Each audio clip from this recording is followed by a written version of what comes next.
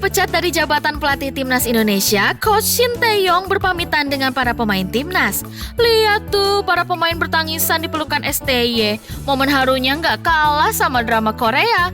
Duh, jadi kepengen nangis juga.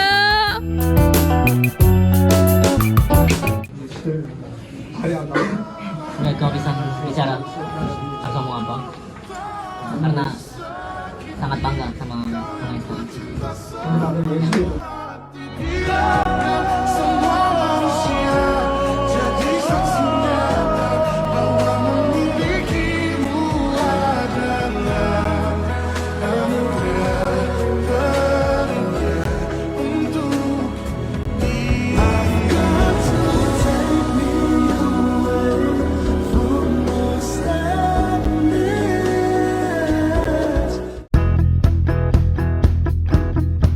STY memang dikenal sangat dekat dengan para pemain, padahal bahasa Indonesia STY aja belum lancar. Tapi kedekatannya itu dibangun pakai hati, bukan hanya lewat bahasa. Nggak heran, hati STY yang tulus itu juga sampai ke hati fans timnas Indonesia, termasuk dari kalangan artis. Mereka terkaget-kaget saat STY yang sudah berhasil mengangkat derajat sepak bola Indonesia tiba-tiba dipecat PSSI. Oppa Shin Tae-yong tuh menurut saya memang merubah banget sepak bola Indonesia, sangat merubah dari yang benci banget sama timnas bola waktu kemarin-kemarin sebelum dia ya, sampai yang enak banget kita ngelihatnya. Ada beberapa hal kayak faktor bahasa, faktor juga ada masalah konflik internal dengan pemain. Ya mungkin beberapa jajaran Esko berpendapat ya sudah 4 tahun atau 5 tahun sudah saatnya digantikan dengan pelatih yang lebih mumpuni. Iya, STY dipecat PSSI salah satunya karena faktor bahasa. Buktinya tuh para pemain bisa begitu dekat dengan STY.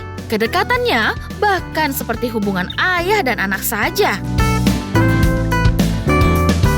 STY bisa keras dan tegas, bisa pula bercanda bahkan jahil dengan Marcelino Ferdinand dan kawan-kawan.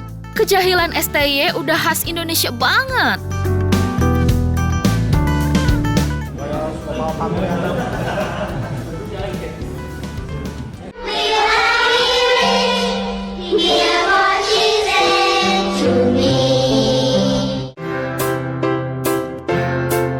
STY bukannya nggak berusaha belajar bahasa Indonesia. STY beberapa kali memposting di akun medsosnya video dirinya berbahasa Indonesia, meski disampaikan dengan terbata-bata dan terdengar aneh di telinga. Terima kasih Indonesia atas kepercayaan dan dukungan yang tiada henti kepada saya. Kepercayaan yang telah diberikan kepada saya. Selama tinggal di Indonesia, pergaulan STY cukup luas, bahkan sampai ke kalangan selebriti. STY pernah berkunjung ke rumah Sultan Andara Raffi Ahmad. STY juga pernah diundang ke podcast Deddy Corbuzier dan Denny Sumargo. STY juga mulai Indonesia banget seleranya, doyan sate kambing. Buat Coach Shin Tae-yong, kamsahamnida, nama Anda akan selalu terpatri di hati kami. Ya, kita hanya bisa ngucapin kamsahamnida, terima kasih buat Coach Shin Tae-yong. Jasamu besar buat sepak bola Indonesia. Tetapi itu belum cukup. Ratusan juta rakyat Indonesia bermimpi timnas Indonesia lolos ke Piala Dunia. Ya, pokoknya nggak usah melau ya. Namanya juga gonta-ganti pelatih, itu hal biasa dalam sepak bola. Ya, namanya sepak bola pasti ada in ada out ya. Dan Shin Tae-yong seperti apapun dia membuat kesan yang baik buat Indonesia, membuat level Indonesia lebih naik lagi daripada sebelumnya. Dan mudah-mudahan dengan transformasi yang baru ini bisa membuat Indonesia lebih maju lagi.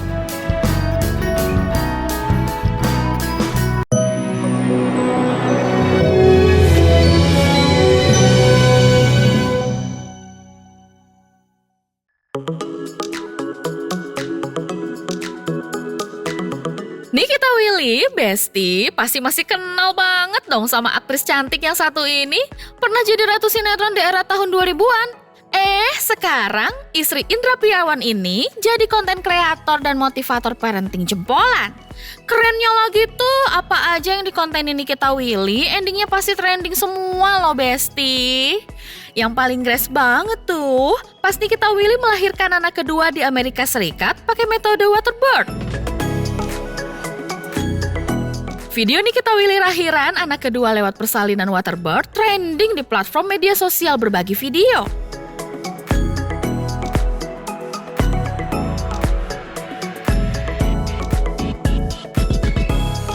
Netizen Indo benar-benar dibuat melongo sama apa yang dilakuin Nikita Willy. Tapi itu belum seberapa ya. Masih banyak konten Nikita Willy yang trending di sosmed dan diparodiin sama netizen. Salah satunya saat Nikita Willy bikin konten video nggak bisa menyapu pakai pengki. Sampai-sampai Nikita harus belajar cara menyapu yang baik dan benar sama asisten rumah tangganya. Duh. Barisan emak-emak pengejar GIF di TikTok rame banget bikin konten parodi soal tutorial cara menyapu pakai pengki yang baik dan benar. Pokoknya dijamin auto ngakak deh nontonnya. Om editor, tolong puterin video-videonya dong. Sapu itu, tangan kanan pegang sapu, tangan kiri pegang pengki. 45 derajat, kita tarik ke 90 derajat. Sah.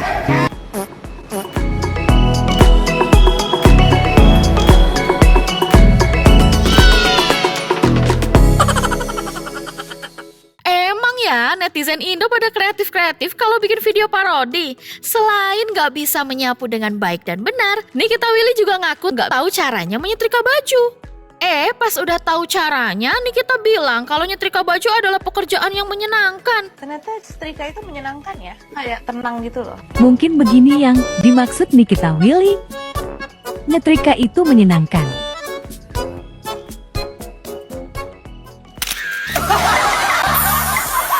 Terus kayaknya di sosial media tuh selalu kayak, oh saya lebih hebat, saya lebih superior gitu. Padahal kita tahu semua ibu tuh hebat, tidak ada yang lebih hebat, semua ibu hebat.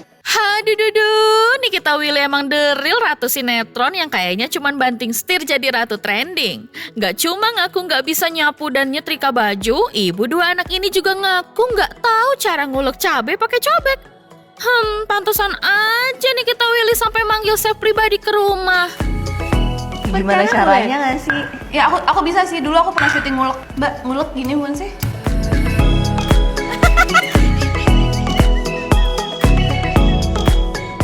That's my friend, chef itu teman aku gitu. Nggak ada yang spesial lah gitu, karena memang saya nggak bisa masak di rumah juga. Mbak, kadang-kadang masakannya kurang cocok gitu. Daripada saya jajan terus gitu, makanya ada teman yang bisa masak, jadi bantuin. Grilled chicken, steak gitu. Makanya, emak-emak Indo jangan gampang emosian apa. Sewot sih boleh aja sama Nikita Willy, tapi boleh juga lah belajar cara parenting sama Nikita Willy yang super duper penyabar banget ngadepin tingkah random anaknya. Saya apa yang dia tampilkan itu adalah gabungan antara ya konten gitu ya, untuk tanda petik ya, mereka kan cari cuannya kan dari situ gitu loh, dari konten gitu loh. Tetapi apakah dia asing sama sekali? Yang enggak lah. Ya, cukup kelihatan dari cara dia megang, cara dia berekspresi ketika pura-pura nggak tahu banget gitu loh.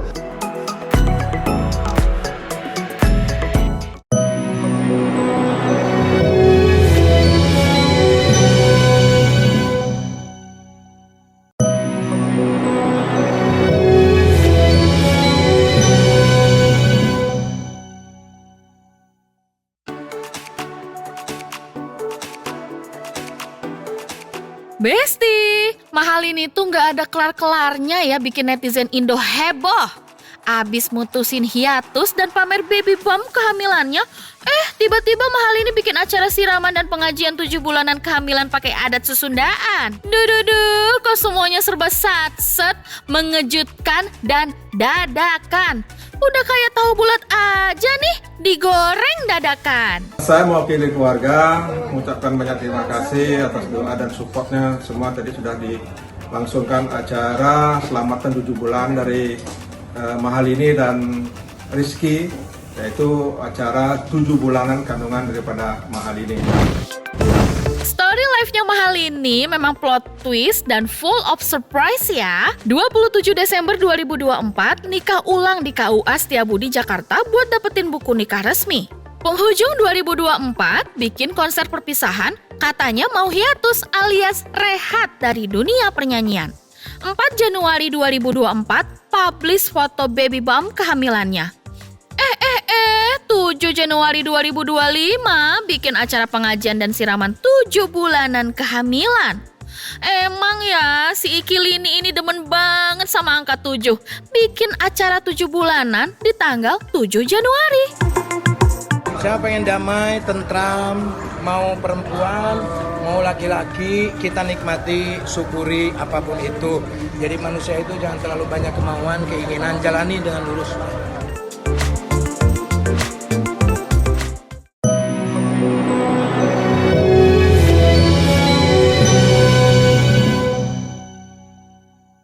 Coba fitur dengarkan berita di News Plus aplikasi RCTI Plus.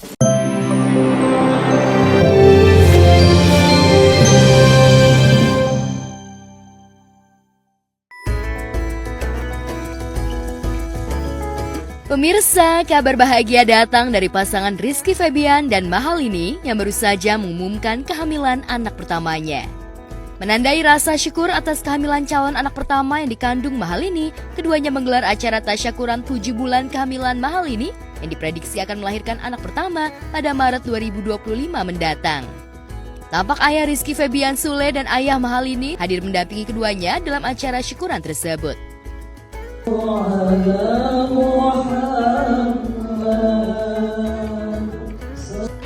Gitu bangga. Alhamdulillah. Amin. Saya mewakili keluarga mengucapkan banyak terima kasih atas doa dan supportnya. Semua tadi sudah dilangsungkan acara selamatan 7 bulan dari Mahalini dan Rizky, yaitu acara 7 bulanan kandungan daripada Mahalini. Tentu doa dan seterusnya saya mohon kepada teman-teman semuanya agar kiranya sampai kelahiran daripada anak Mahalini tentu dalam keadaan selamat dan sukses. Itu alhamdulillah lancar semuanya, indah sekali. Prosesnya ada apa aja, Kang? Nggak ada apa-apa, santai aja, biasa aja, sederhana. Pengajian. Ada momen Doa harap. dari ibu-ibu. Nuansa serba pink mewarnai momen spesial tersebut yang membuat suasana semakin manis dan romantis. Dalam acara tersebut, Mahalini dan Rizky Febian tampil memukau dan serasi dengan pakaian adat Sunda. Dalam video yang beredar di media sosial di akun Semua Tentang Ikilini, usai pembacaan ayat-ayat suci Al-Quran, prosesi selanjutnya yakni sungkeman. Momen haru terlihat saat pelantun tembang mati-matian sungkem di kaki ayahanda mereka, kemudian diikuti Rizky Febian di sampingnya.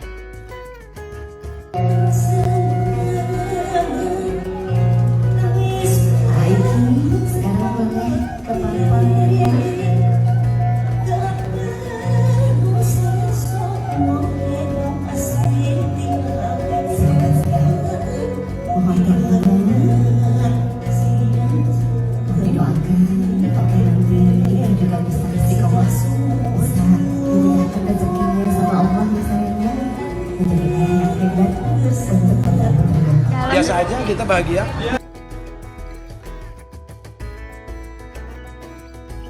Prosesi selanjutnya, giliran Mahalini yang sungkem di kaki Rizky Febian.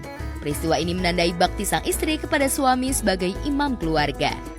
Di momen yang sakral itu, penyanyi berdarah Bali itu mengaku bersyukur dan bahagia memiliki Rizky Febian dalam hidupnya. Sebelumnya untuk suamiku tercinta, aku mau ucapin banyak bersyukur punya kamu sama ini. Tentunya semua mungkin nggak bisa ungkapin banyak halnya, Tapi aku mau cuma bilang makasih sama kamu. Kamu udah jadi suami yang hebat banget. Terus kamu udah jadi suami yang ngerti banget. Dari awal sampai sekarang mau punya baby. Di waktu yang baik ini izinin aku minta maaf sama kamu atas segala apapun yang mungkin nyakitin kamu, atas segala apapun yang mungkin aku sengaja nyakitin dari kamu. Setelah acara sungkeman, mereka kemudian melakukan prosesi siraman. Mahalini mengganti kebaya berwarna peachnya menjadi kain batik berwarna merah. Perlahan Rizky Febian mulai menyiramkan air ke kepala istri tercintanya itu. Selanjutnya, Rizky sebagai suami melakukan tradisi membelah kelapa.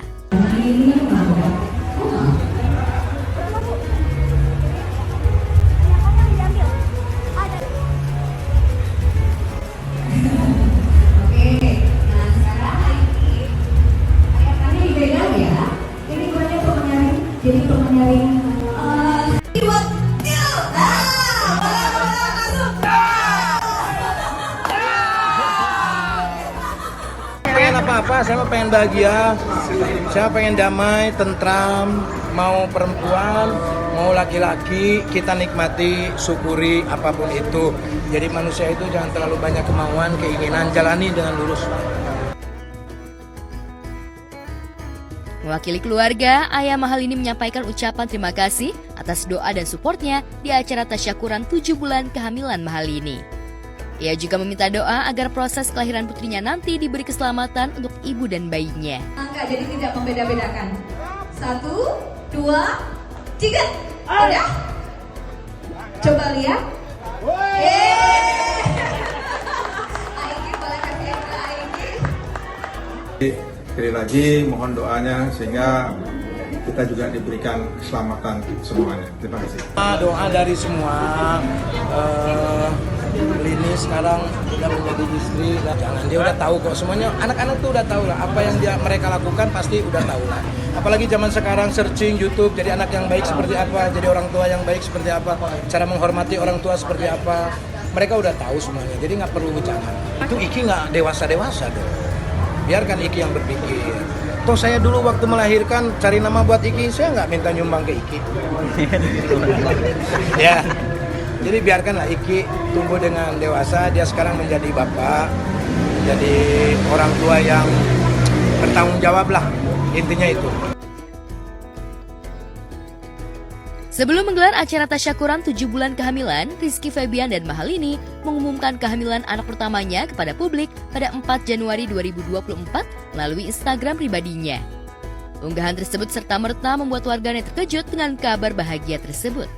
Pasalnya, selama ini keduanya selalu merahasiakan kondisi kehamilan Mahalini. Pernikahan Rizky Febian dan Mahalini ini sempat menjadi perbincangan publik lantaran statusnya belum sah tercatat di lembaran negara. Anak sulung Sule itu kemudian mengajukan permohonan isbat nikah. Namun permohonan mereka ditolak oleh Majelis Hakim Pengadilan Agama Jakarta Selatan. Atas putusan tersebut, Rizky dan Mahalini memutuskan untuk mengadakan akad nikah ulang pada 27 Desember 2024 di lokasi yang sama. Akad ulang tersebut sekaligus mengesahkan pernikahan mereka secara negara.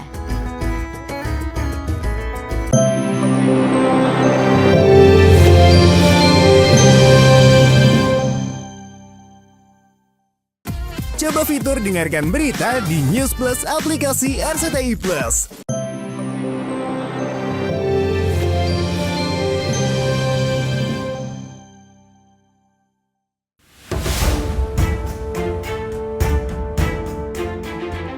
Kisah lain yang menyedot perhatian publik di dunia hiburan pada Selasa kemarin adalah sidang beragendakan pembacaan vonis untuk Armor Toreador, suami selebgram Cut Intan Nabila. Akhirnya, Hakim Pengadilan Negeri Cibinong Bogor menyatakan Armor bersalah melakukan KDRT terhadap Intan dan patut diganjar hukuman 4,5 tahun penjara. Dan putusan majelis hakim itu lebih rendah dibanding tuntutan 6 tahun penjara yang dijatuhkan Jaksa Penuntut Umum JPU kepada Armor. Benarkah Nabila merasa putusan itu terlalu ringan bagi Armor? Terdakwa Armor Toreador Musliman bin Epi Gustiawan menjatuhkan pidana oleh karena itu terhadap terdakwa dengan pidana penjara selama 4 4 tahun dan 6 bulan. Ya. Mungkin media di luar juga sering memberitakan bahwa memang hanya Intan yang tersakiti selama berumah tangga, dan sebetulnya itu sebenarnya saya juga mengalami hal yang sama. Saya sudah ceritakan semuanya di persidangan secara tertutup sehingga aib-aib kami tidak terbuka lebar lagi di luar. Memang dia terbukti melakukan, tapi tidak sampai yang dicantum di 44 ayat 2 mengalami cacat. Mungkin itu bisa bicara sama pengacaranya Armor aja, dasar-dasarnya dia bicara seperti itu apa. Dan insya Allah putusan ini saya terima dengan ikhlas dan saya akan jalani dengan sebaik-baiknya. Tidak banding ya? Tidak ada banding. Kasus pidana sudah ketok palu, Intan dan Armor tengah menunggu nasib rumah tangga mereka yang tengah disidangkan di Pengadilan Agama Tiga Raksa Tangerang. Pekan depan, sedianya majelis hakim akan membacakan putusan atas gugatan cerai Nabila. Nah, bagi saya gugatan cerai itu adalah jalan terbaik bagi kami demi perkembangan anak-anak. Jadi memang kami juga terima atas gugatan tersebut. Maaf memaafkan, tapi untuk rujuk sepertinya tidak ada. Aku ingin memulai hidup yang baru, yang lebih baik, yang lebih positif aja.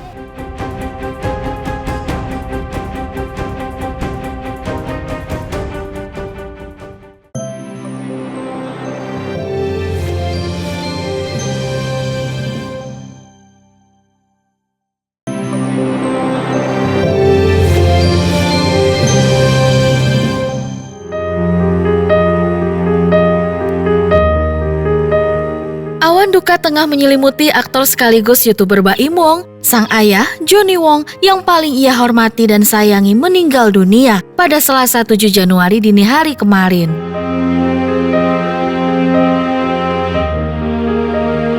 Almarhum meninggal dunia setelah sempat dirawat di rumah sakit selama hampir 3 minggu lamanya.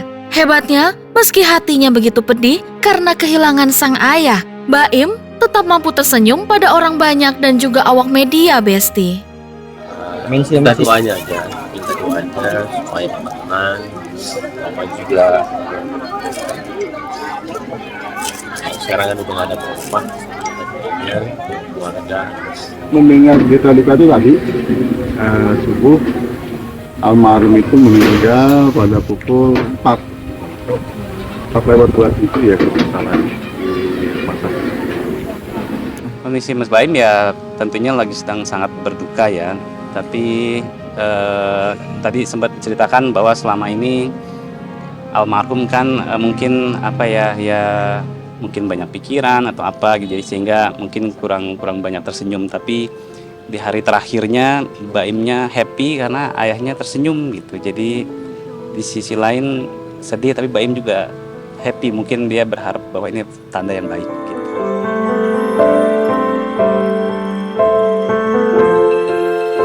Mengetahui sang mertua meninggal dunia, Paula Verhoeven pun langsung datang melayat ke rumah Baim. Tangisnya pecah dan kepalanya terus menunduk di tengah para pelayat. Tapi Besti, yang paling membuat banyak orang terharu, sambil menangis Paula langsung memeluk Baim ketika suaminya itu datang menghampirinya. Alhamdulillah kemarin waktu di rumah sakit, saya udah sempat bertemu yang terakhir kalinya. Pasti mau gimana pun papa, itu papa kita. Itu aja sih, mohon doanya untuk semuanya. Momen haru sekaligus langka ini pun nyatanya turut disaksikan para sahabat selebriti. Mereka melihat sendiri bagaimana Paula begitu terpukul kehilangan sang mertua terkasih. Lantas, seperti apa sebenarnya kedekatan Paula dan almarhum Johnny Wong? Benarkah Paula sesakit itu kehilangan sang mertua? Bukankah selama ini Paula nggak terlihat begitu dekat ya dengan sang mertua? Apalagi Paula juga absen saat sang mertua ulang tahun Juni lalu. Masya Allah, Papa Masya Allah, si orang baik. Masya Allah, dilapangkan jalan. Mohon doanya semuanya.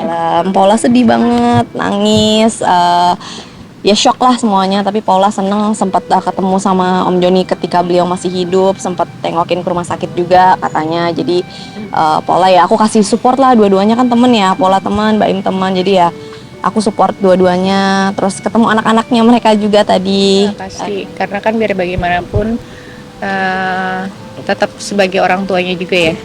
Karena kalau misalnya kita bilang orang mertua itu nggak ada bekasnya gitu kan. Ya sedih, pasti sedih banget sih tadi aku lihat. Kalau saya lihat ekspresinya Paula tuh beneran sedih gitu loh, bener-bener nggak dibuat-buat. Kalau ada yang misalnya bilang bahwa Paula nggak pernah jenguk, nah emang ada CCTV 24 jam gitu nongkrongin terus Paula jenguk terus lapor-lapor gitu, kita nggak tahu gitu ya.